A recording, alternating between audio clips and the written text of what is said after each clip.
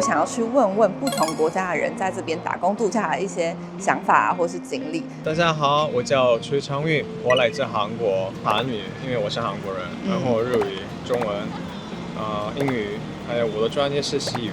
我想要去澳洲打工度假，你有没有什么建议？一定要学习英语。Hello， 大家好，我是林轩，我现在人在澳洲游学。那在游学的这段期间呢，其实我遇到蛮多来这里打工度假的人。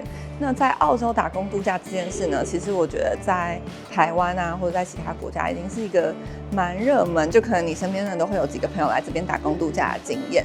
那我相信呢，大家也听了很多就是台湾人的分享。那因为我来这边呢，我有遇到一些可能日本人、韩国人也来这边打工度假，所以我就想说，我想要去问问不同国家的人在这边打工度假的一些想法或是经历。那因为我很常在附近的一间 bagel 店买咖啡，所以那边就有个韩国人，他这边打工度假，因为他会讲中文，所以我们后来就有稍微聊了一下。然后我想说，今天这支影片呢，我们就来访问韩国人在澳洲打工度假的处境是什么。好，我们就出发吧。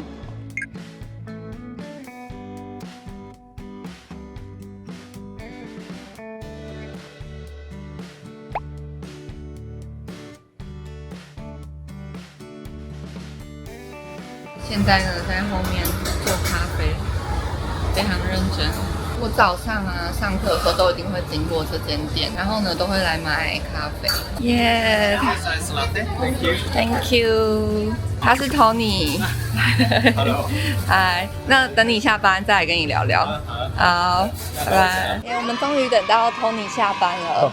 大家好，我叫崔昌运，我来自韩国，然后我今年32岁。那我想问说，就是澳洲打工度假这件事情，在韩国是很多人会想要做的一件事吗？这个说不定，但是如果你想去外国生活的人的话，可能很多人都选择来这边吧。而且这边大家都会说英语，所以为了学习英语也为了学英语。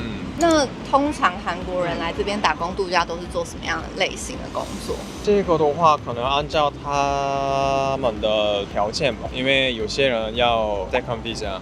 这样的话，他们必须去什么农场啊，或者工厂工作，差不多3个月吧。但是我呢，我已经超过30岁，所以我去了那边工作也没用。超过30岁不能取得 second visa。对，有这个规定哦。有。那我也快不行了。不行。所以你最后能够选择的工作的类型大概是咖啡或者什么餐厅，因为我想跟其他人交流。所以我尽量找在市中心找工作。说到在市中心找工作啊，因为我自己本身没有特别深入去研究打工度假的部分，但我听很多台湾人说，在布里斯本这边，如果你要在市区找工作的话，其实蛮困难的。对。那你当初来的时候，你有没有遇到什么样找工作上的困难？有，因为韩国的话，就是老板在网络上那个照片，那我们就申请。但是这边的话，我们要把那个履历、那个 resume 直接给那个店家。店家。因为我是害羞的人，而且我的英语也没有那么好，所以交那个 resume 的时候，我一定要自我介绍啊。大概可以了解，就是你要很不要脸、很厚脸皮，然后直接走进店家说：“这是我的履历哦，要不要用我？”这样。我后来知道你会讲很多种语言。韩语，因为我是韩国人，然后日语、中文。英语，还有我的专业是西语。你的专业是西语？对，我在大学学西语的。对，他中文讲到我当初以为他是母语人士。然后因为我想说，你会5种不同的语言的优势，其实我觉得语言就是一个蛮大的优势。在这里找工作，你觉得有什么样的差别吗？自己觉得？特别是前台吧，反正呢，咖啡厅啊，或者什么酒店的前台，因为都是接客的嘛。然后这边有很多国家的人，比如说什么中国的、台湾的，还有日本，然后南美啊。这样的话，老板想要会说很多语言的人。所以当老板面试你的话，你只要拿出你说我会讲5种语言，他们就会。就是我夸张写那个我会说几个语言。当初来到这边的时候，你花了多久时间找到这份工作？差不多2个星期吧。到了这，第2天我就去那个很多咖啡厅发我的那个 resume， 然后做 trial，然后我喝了3个咖啡厅，后来选一个，就是现在上班的这个地方。对。那你现在呢，在你现在上班的 Bagel 店工作环境是怎么样？你的同事是来自于哪一个国家的人？特别是那个 barista 嘛，其实有很多国家，比如说日本人，还有韩国人、美国人、英国人，还有澳大利亚人。那你跟3个 native speaker 一起上班呢？对啊，所以好紧张。但我觉得还蛮好的，因为你来这边就是要练英文。对对对，那你一开始上班的时候，你有没有压力很大，或是觉得很困难的事情？怎么说？因为接课的话，每天都说一样的东西，所以其实已经背好了，已经没有什么压力。但是有时候我想跟那个同事聊聊天，但是我都什么都说不出来。同事跟我说什么，然后我听不懂，或者我不知道怎么回答，那时候我有点尴尬。那现在呢？现在差不多一样吧，差不多一样，还是很有压力。对。那你英文有进步吧？这1个月下来，我觉得有一点点，OK 但是如果你自己不学习的话，其实没有什么进步。那你有没有曾经遇过客人来跟你买东西，然后你听不懂，很困难的一个经验的客人？可以叙述一下。其实很多，因为澳大利亚呢，他们点咖啡的时候，他们的要求特别多。真的吗？比如说那个 ice latte 嘛，要换那个牛奶 oat milk、coconut milk、almond milk， 我都记不住。如果我听不懂，他们就算了，那我走了。你有遇过这样子的状况？2次吧。哇，那压力真的蛮大的。还好吧，我就不接课，不用做什么咖啡。OK， 好，问一下，就是大家很在乎的一个问题，你在这边的时薪大概是多少吗？29块一个小时。那你可以分享一下，就是你廉价有2倍薪水这件事情有，最近有什么 Easter Day，那时候我的工资算是2倍，我那时候1个小时收到了58块。所以大家如果要来打工的话，要把握 holiday。对，而且 holiday 是很缺人啊。是的。你来到这边之后啊，你有觉得韩国的物价跟这边物价有什么样的差别吗？比如说以前啊，我们在台湾的时候就会很常买外食，然后但是现在就会自己煮。我们也是吧，因为这边呢，外边吃饭太贵了，可能是工资比较高，吃一顿饭的话，差不多17块、18块。我记得我第1天来布里斯本的时候，因为刚下飞机很饿，我就去买了一个 bagel 跟咖啡。一个 bagel 是16块左右，然后一个咖啡差不多5块、6块左右，100多块台币耶！天哪，可是这边就是这样哎。就是评价是这样，比台湾或者韩国特别贵。那你在这边你是住什么样的房子？你住 share house？ 我是 share house， 对，5个人 share， 然后5个星期我付220。那你平常啊，除了工作以外，你还有喜欢去这里的哪里，或是你觉得布里斯本这个城市对你来讲，你现在至今为止的感受是什么？布里斯本其实蛮无聊的城市，但是我觉得喜欢休闲和慢慢的生活节奏的话，布里斯本是特别合适的城市。你之前在韩国是住在釜山，你是釜山人，那釜山跟这边的差别呢？比较像吧，因为我那个釜山的话也有江，还有海，这边也有江吧。然后这里的附近有很大的海，所以我觉得还不错，只是有点无聊。那怎么办？这么无聊，那你平常都去哪里？其实这边的话，除了公园什么都没有，所以我每次做饭，然后就去公园编辑什么视频啊。对啦，忘记跟大家讲，Tony 也是 YouTuber， 而且他还来过台湾，他还去过马祖哦。你去过台湾哪里？讲一下，跟大家说一下。马祖，还有双龙部落、绿岛、三地门、台北、台中、高雄。然后你去了很多，就是很多台湾人本身都没有去过的地方。我一般去一般人不去的地方。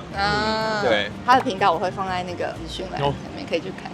为什么我说了那个我的频道？因为你平常没事你要编辑影片对，所以我在外边就是因为我很无聊嘛，然后我做那个便当，然后带我的电脑就去躺着那个编辑。好棒哦，对吧？很棒啊！因为你在韩国的时候，你都是在家编辑。对，因为韩国的话没有这么多那个公园，而且如果我在公园躺着做什么，他们会很奇怪的看着我。对，我上一次我也是带我自己的电脑去公园，因为我本来在咖啡厅，但咖啡厅3点没有2点半就关门。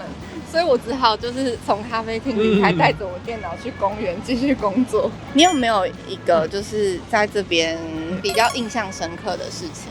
有，因为我也去了很多国家嘛，我去了有些国家，就比如说埃及啊，或者什么中东的国家的话，因为我是亚洲人，很多人就很神奇的看着我。但是这边的话都不管我是哪里的人，觉得没有什么差别。会不会是因为跟 Brisbane 这边本身就有各种不同国家的人来这里就？如果你去超市的话，可以找到很多国家的材料，有花雕鸡面，台湾的花雕鸡面，对，还有什么那个豆瓣酱，各种都有。对，所以我经常做那个中华菜，所以我觉得这个是最深刻的印象。好，那因为呢，就是刚刚前面有讲到说这边其实蛮多亚洲餐厅的，接下来呢，我们就要请 Tony 推荐一个你觉得这边还不错的韩国餐厅，有没有？你有口袋名单？有一家，有一家特别好吃，只有一家。其实有很多，但是我觉得那家最好吃。可能现在去的话要排队。哦，现在需要排队？对，因为他们5点开始嘛，然后可能很多人都排队。好，那现在去会吃辣的吗？我一点点可以，因为那里是那个韩国老板做的，所以有韩国的味道。我可以吃一点点好，但我没有办法吃太辣。那我们试一下。好，走。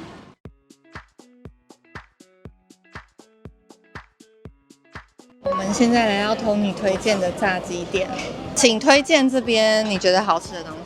这边是炸鸡店，但是除了炸鸡也有很多东西。这个是那个鸡爪，但是特别辣。然后这个是海鲜汤面，其实这个是从山东过来的，然后这改成韩式的面条。这个的话，辣炒年糕，这家店的炒年糕特别好吃。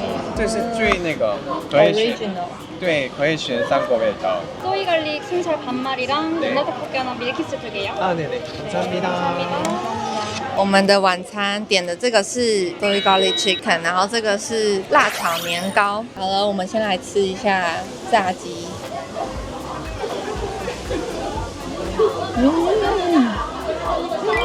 不一样吧？好好吃哦！对，就像韩国的味道。这我们选到 Brisbane 吃过最好吃的。我去说了。好吃哎！而且不辣，怕辣的人可以来吃这个。它的酱是有点怎么讲？也不是辣，就是甜的酱。因为只有甜的话，可能会吃腻的，所以加一点点辣味。但是我没有觉得它会辣，一点点。对，因为韩国人常常吃辣味，所以如果没有辣味，我会觉得怪怪的，对，油腻。那我要来吃这个了，它叫什么？炒年糕 ，tteokbokki。对 ，tteokbokki，看起来很辣。怎么样？好吃哎！因为很多韩国人他们来澳洲打工度假，是不是都会选韩国餐厅当首选？对。因为上次跟你聊的时候，你自己也有聊到说，你接下来希望找第2份工作，那你会想要选韩国餐厅吗？没有其他办法吧，因为一般的咖啡厅也不多3点关门，当地人的餐厅的话，可能6点7点就关门。那因为我3点下班，没有工作，只有韩国餐厅，没有选择，对。那你有没有听一些就是韩国朋友在澳洲这边韩国餐厅的工作环境是怎么样？其实韩国的餐厅比较辛苦。真的因为一般的韩国老板很喜欢赚钱，所以我听说很多韩国餐厅的老板因为为了赚钱，招聘的人特别少，一个人工作量很大。对，很大。然后如果要加班，因为在这边加班的话也要给钱，但是可能他们都不算加班的钱。对，而且这边的工资比较低。比如说像你在 bagel 店，其实蛮多时候都是很多员工一起上班，对不对？对的，对，只是环境上还是会有差。但如果今天他是可能英文水平还没有这么好的话，会先选择来韩国餐厅。刚到这儿英语很差或者说不出来，那这样的话可能在这边开始工作，喜欢这里的英语，那就再换工作。所以你觉得如果是韩国人不想要在韩国餐厅上班，或者是台湾人不想要到中国城上班，语言是不是还是一个非常大的重点？对，这是最大的，很大的优势。对啊，当然，因为这边的话，客人都说英语嘛，然后问题是，如果我听不懂他们说什么，完蛋了。比如说什么印度的英语啊，或者中国的英语，因为中国人也有中国的口音，其实韩国人也有那个韩国的英语口音吧。对。好，那最后一个问题哦，如果今天你的韩国朋友问你说，我想要去澳洲打工度假，你有没有什么建议？一定要学习英语，一定要，真的。最后总归还是英文很重要。英文对，因为如果你会说英语的话，你的选择也更多。如果不会说英语，那你只能去那个中国城工作，或是来韩国餐厅上班。对。好啦，那今天谢谢 Tony 的分享，对，非常谢谢你。然后大家如果有兴趣想要追踪 Tony 的 YouTube 频道的话，在这边大家可以订阅。我有点担心，因为我真的很乱七八糟的说话，所以我不知道大家会不会听得懂。大家快在底下留言说 Tony 中文讲得很好，他一直很没有自信，但我就跟他说，我一开始教你，我以为你是中文母语者。我要讲一下他的影片呢，是你们是可以用 CC 字幕去翻译成中文的，所以还是看得懂。你会紧张是不是？害羞。大家可以去他频道留言。那今天就谢谢你了，我们影片到这里，拜拜。